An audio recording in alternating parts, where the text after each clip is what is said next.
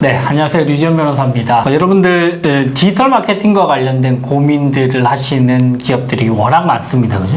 특히 이제 스타트업 기업들이 제품을 출시하고 서비스를 출시하고 그러면서 이제 소비자들에게 어떻게 알릴 것인가, 특히 이제 디지털적인 방식으로 어떻게 마케팅을 할 것인가, 이런 고민들을 워낙 많이 하시는데요. 오늘은 랩543이라고 하는 디지털 마케팅 전문 기업이죠. 13년 동안 디지털 마케팅 한 길만 외길만 파오신 랩543의 송지우 대표님을 모시고 디지털 마케팅을 어떻게 진단하고 디지털 마케팅이 과연 무엇인지, 그리고 우리는 어떤 식으로 전략을 좀 짤 것인지, 그리고 뭐 세부적으로 봤을 때 외주를 좀 줘야 되나, 대행사를 끼고 해야 되나, 아니면 우리 내부적으로 진행을 해볼까, 이런 고민들까지 한번 다뤄보는 그런 시간을 갖도록 하겠습니다. 송지우 대표님, 네, 잘 지내시죠? 예, 네. 덕분에.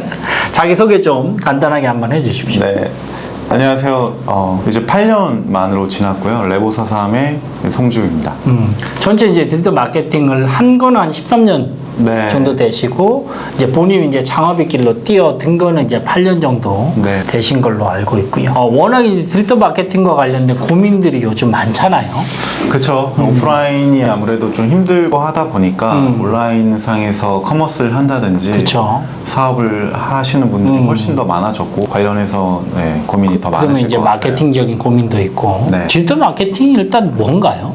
마케팅의 정의도 사실 굉장히 복잡하고 다양한데 디지털까지 들어가니까 더 복잡해지는 것 같아요. 그쵸. 그래서 일단 기본적으로 마케팅은 보완제 개념인데 디지털이 붙다 보니까 제품 개발부터 뭐 브랜딩, 판매, 유통, 마케팅, 뭐 그리고 팬덤 형성에 이르는 모든 그 세계관을 총칭해서 같이 해결을 해주는 창의적인 어떤 기능의 연결을 돕는 그런 개념이 되는 것 같아요. 조금 더 좀 포괄적인 의미로 이야기를 네. 하시네요. 그죠? 네.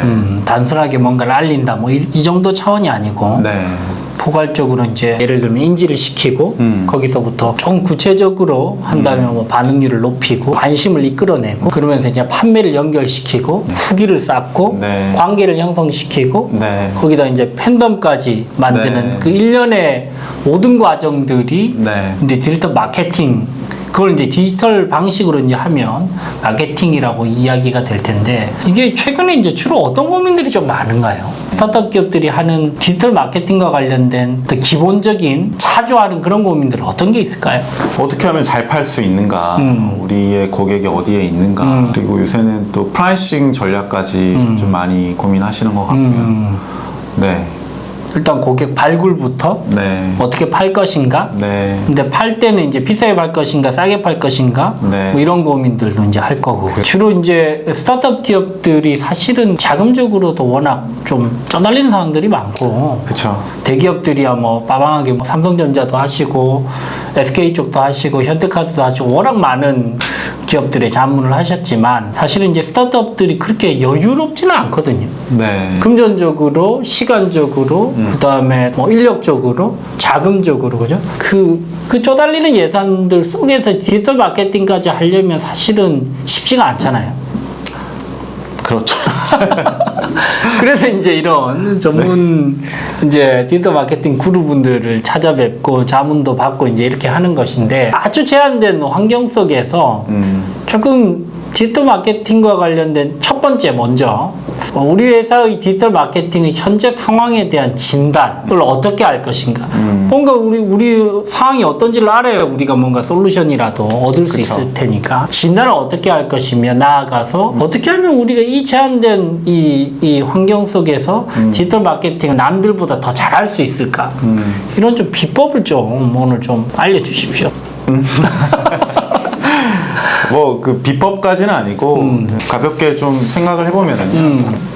그게 뭔가요? 필립 코틀러의 필립 코틀러의 이론. 소비자들이 구매를 하는 여정을 5개의 단계로 보여주는 거예요. 그래서 인지 단계에서부터 옹호 단계까지, 예컨대 100명으로 시작을 했을 때 이게 100명 이상이 되느냐 떨어지느냐, 이제 그 과정인 거예요. 5A라고 적혀 있네요. 네, 5A고 그래서 뭐 좀 설명을 드리면 네, 제가 좀 네. 잡아볼게요. 한 개씩. 그러니까 일을 하실 때 그 방법론이 좀 구축되어 있느냐도 진단의 시작인 것 같아요. 내가 어떻게 개념을 잡고 일을 하느냐. 보통 사업을 하시는 분들은 고민을 굉장히 많이 하기 때문에 굉장히 개별적인 요소들을 깊게 고민하셨을 건데 이걸 하나로 고민을 하시는 게 좀 더 명확해질 이 수 과정을 있거든요. 전체 흐름으로 좀 볼 필요가 있다. 그렇죠. 그래서 일단 어웨어 단계인데 우리가 유입 전환 패널 구축을 하는 게 사실 제일 중요해요. 우리를 어떻게 알릴 거냐, 지인을 통해서 알릴 거냐, 우리의 컨텐츠에 대한 리뷰를 가지고 할 거냐, 아니면 광고를 가지고 진행을 할 거냐, 이런 부분들이 일단 있고 2단계를 지났을 때 반응률을 높여야 되거든요. 나의 시선을 끌 수 있는 요소, 그게 광고 소재로 많이 이제 귀결이 되는데 이 부분에서는 제품의 특장점을 소개를 하거나 가격적인 뭐 혜택이라든지 아니면 권위자의 어떤 신뢰가는 정보를 준다든지 뭐 그런 걸 가지고 어필을 높이고 첫 단계는 그러면 인식을 시키는 단계고 그렇죠. 2단계는 반응률을 높여야 된다. 그렇죠. 인식시키고 나서 어떤 방식으로든 반응을 유도하고 네. 세 번째 단계는 어떤 거죠? 그 단계를 지나쳐서 어느 정도 이 영역이 괜찮으면 사람들이 관심을 보인다는 거는 검색을 하고요. 자기도 모르게 언급을 합니다. 조금 더 적극적으로 바뀌네요. 그죠? 네. 요 단계가 사실은 경쟁사와 비교를 할 수 있는 영역인데 오케이.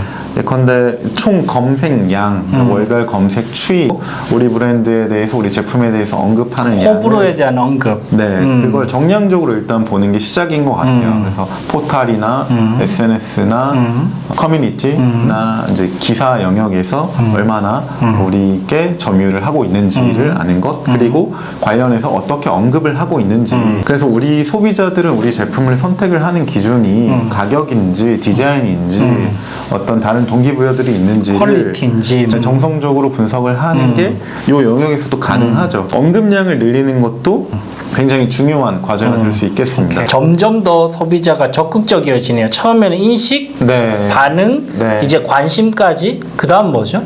그 다음에는 유입 전환 패널 단계에서 이제 구매 전환 패널이라고 오케이. 해서 실제 액션을 일으키는 액션이 되는 단계인데요. 뭐 상세 페이지라고 하는 것도 보면 이제 빨갛게 구매 버튼을 놓고 그 밑에 제품에 대한 정보를 요새는 또 영상으로도 보여주고 그리고 뭐 인증을 받았다거나 신뢰를 줄 수 있는 것들 그리고 우리의 그 수많은 소비자들의 어떤 사용 후기 같은 것들을 보여주는 게 하나의 방정식이 됐잖아요. 그런 거를 이제 기본으로 하고 그리고 추가적으로 프라이싱에 대해서 전략을 이제 주죠. 뭐 한 개 살 때, 세 개 살 때, 다섯 개 살 때 혜택을 좀 차등으로 준다든지 선택의 용이성을 높이는 차원에서 가격을 좀 활용을 많이 하는 추세고 오케이. 그리고 미끼 상품을 좀 한다든지 이벤트 같은 것들을 연결시킨다든지 뭐 이런 방법이 이거는 실질적인 있겠습니다. 구매라는 행동을 이끌어내기 위한 아주 구체적인 전략들이네요. 네, 그렇죠. 액션 단계는. 네. 그리고 맨 마지막에 이제 옹호 단계인데 굉장히 어려운 것 같아요. 기업들도 굉장히 우리가 좀 잘 알고 있는 기업들도 2단계를 잘 형성하기는 좀 쉽지 않은 것 같아요. 그 이유는 축적의 힘이 필요한 영역인 것 같아요. 기업의 컨텐츠나 이런 것들을 꾸준히 디지털상에서 그리고 많은 사람들의 참여를 이끌 수 있게 유기적으로 관계를 형성하는 게 여간 쉬운 게 아니기 때문에 이 다섯 번째 단계는 구매까지 이후에 우리 브랜드를 오히려 팬들이 돼서 옹호를 한다는 건 네, 거죠. 그렇죠. 요새 그래서 재작년부터 팬덤 마케팅이라고 하는 게 굉장히 유명해졌는데 그죠. 아무래도 디지털 상에서 SNS 계정에 대한 팔로우를 하고 그리고 그 안에 컨텐츠를 소비하고 자연스럽게 제품의 구매로 이어지는 것들이 이젠 너무 자연스러워지는 거라서 요 단계를 잘 확보를 하게 되면 반대로 요 단계에서 광고를 줄일 수 있는 거고 결과적으로는 더 적은 비용으로 굉장히 많은 효율을 높일 수 있기 때문에 그래서 이 단계에 대해서 업무 프로세스를 구축하시는 게 가장 기본이 될 것 같고요. 검색량과 컨텐츠량을 통해서 경쟁사랑 비교하는 게 좋을 것 같습니다. 일단 그러면 이 다섯 단계를 기준으로 우리 스타트업 기업의 제품의 현 주소를 인식 단계부터 한 개씩 되짚어 보는 건가요? 그렇죠. 일단 인식이 잘 되고 있는지부터. 네. 그 다음에 지금 반응률을 높이기 위한 광고 소재나 이런 것들이 적절하게 만들어지고 있는지, 네. 그 다음에 관심에 대한 어떤 동향은 어떤지, 네. 어떤 게 언급되고 있는지, 부정적인 언급이 많은지, 긍정적인 언급이 많은지, 네. 가격에 대한 언급이 많은지, 디자인에 대한 언급이 많은지, 뭐 네, 이런 네, 부분들. 맞아요. 그 다음에 행동 단계는 결국은 어떻게 개설하게 만들 것이냐, 사게 만들 것이냐, 이런 고민들이 제대로 좀 잘 시행되고 있는지, 네. 마지막에는 거기에서 더 나아가서 팬덤까지 형성시킬 수 있는 그런 노력들을 마케팅적으로 우리가 하고 있는지, 네. 이런 것들을 이제 진단을 해본다는 것이죠. 그렇죠. 이게 어느 정도 한 5단계로 나누어 가지고 좀 진단이 되면 기본적으로 우리가 어느 정도 단계에 있고 강점은 이런 게 있고 좀 단점은 이런 게 있구나, 이런 것들은 좀 파악이 되겠네요. 네, 그리고 또 생각해야 되는 게 목표거든요. 그럼 단계적으로 우리의 소비자에 대한 뭐라고 하죠? 그 프로파일링을 하고 그 프로파일링 된 인원들이 총 몇 명인지, 그럼 이런 사람들한테 몇 번의 몇 번의 노출시키는 게 중요한지를 계산해서 그걸 실행을 하는 게 중요할 것 같아요.